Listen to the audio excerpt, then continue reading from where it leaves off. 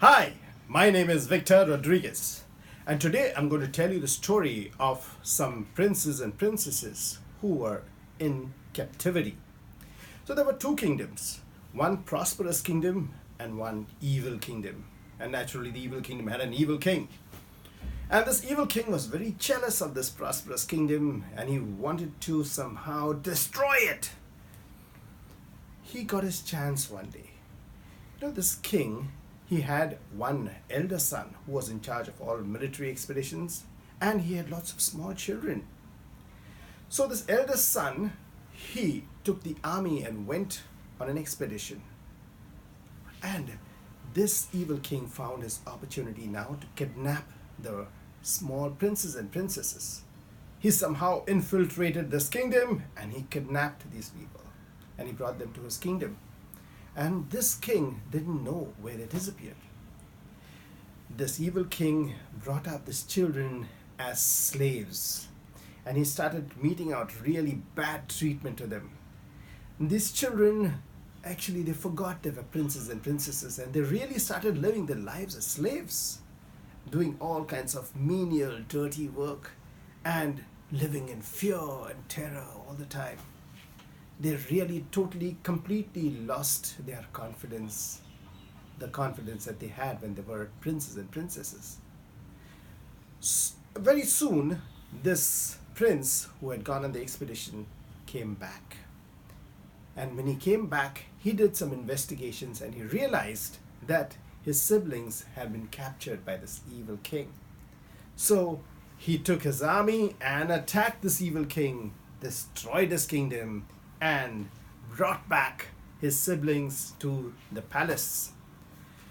Unfortunately, the siblings had been living there for quite some time now in the evil kingdom and they had totally forgotten who they were, that they were princes and princesses. They really believed that they were slaves, as they were made to believe, and powerless and fearful. So they continued living fearful, powerless, slave-like existence. Even after they were declared as the heirs of the king, the prince tried to remind them, to try to tell them, but it was all in vain. It took quite some training, quite some reprogramming for them to one day realize, hey, we are kings and we can live our lives powerfully, do whatever we wish to do. A similar situation exists in our lives. Do you know who you are? Tell me, who are you? I'm sure the first answer you will give when I ask you who are you is, for example, if somebody asked me, I would say, I'm Victor. Hey. But the question is not what is your name. The correct answer to correct question for the answer, my name is Victor, is what is your name? But the question was not what is your name. The question was, who are you? Well, then somebody asked me, who are you? Suppose I would say maybe I'm a boy or I'm a man. Again, that is the answer to the question, what is your gender? All right, I might get a little smarter and say, I'm a human being.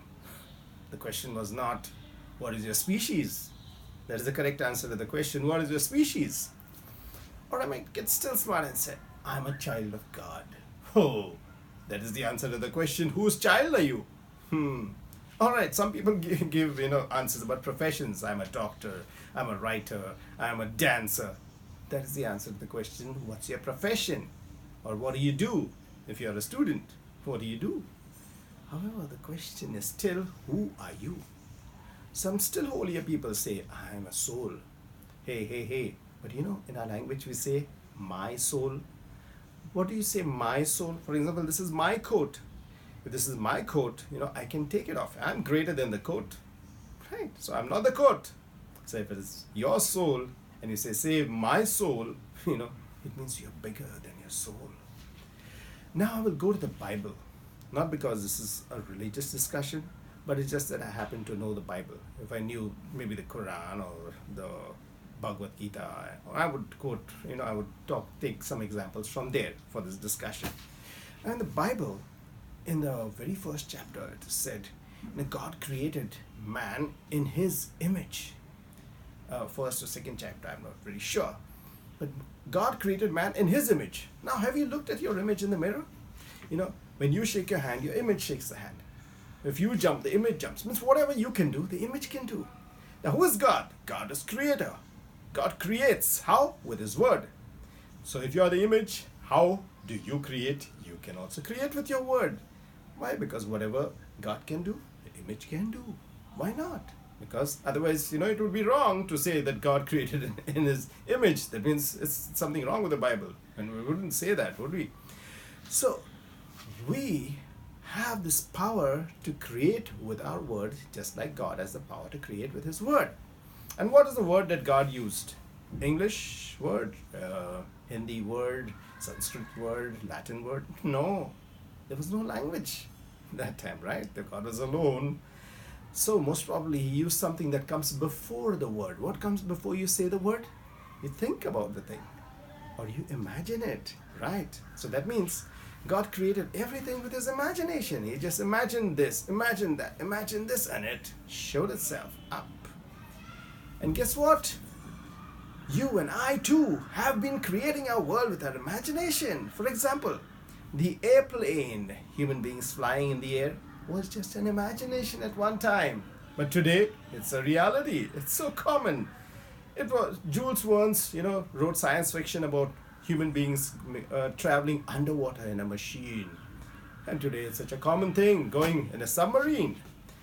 It was even imagination, having big ships made of iron. But today, iron ships are a common thing. It was imagination, looking at someone and talking to the person when the person is across the globe. This was just imagination just a few years back in our own lifetime. We just imagined this. But today, video calls is such a common thing. Everything that we see around us that we have created was at one time just our imagination, and today it's a reality. So no matter what you imagine, it has to come about. Why? Because we have been created in the image of the Creator. He has given us the power to imagine and create whatever we want in our lives. So if you have been living your life in a very insignificant way, thinking that you are nobody, nothing, powerless, worthless, forget it. You have the most powerful weapon in the world, your imagination. Every human being has it. Some people use it to create the things they love to create, that they desire. And most people use their imagination to create the things that they do not desire. How? Because whatever you imagine has to show up. So if you think, I'm not so good, at the most, I can earn a salary of, a small salary. I can't earn that big a salary. That is what will show up.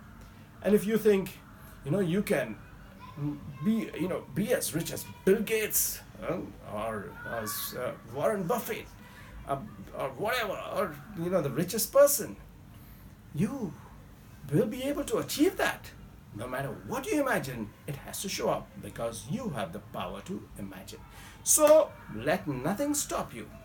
Let nothing stop you from achieving your dreams. Dream big. And I'll give you a tip when to dream. Since I'm a neuro-linguistic programmer, I help people program their minds for success. And the best time to program your mind, to imagine what you desire, and have the confidence that you already have it, is just before going to bed. Actually, after you go to bed, after you've closed your eyelids, then imagine whatever you desire to have, as if to say you already have it. Don't start with big things straight away. A yacht. I imagine I have a yacht. No. Because together with imagination, what we need is also confidence, what we call faith. So the faith is built slowly. It's a kind of a muscle which needs to be built over a period. So start imagining small things. Maybe just an ice cream, a free ice cream coming to you tomorrow, or maybe some extra money coming into your wallet tomorrow. Start with a little bit at a time and slowly go on to bigger and bigger imaginations, and let nothing stop you from being the king that you are. If you like this video, press the subscribe button and don't forget to ring the bell for videos that will keep coming. Bye bye.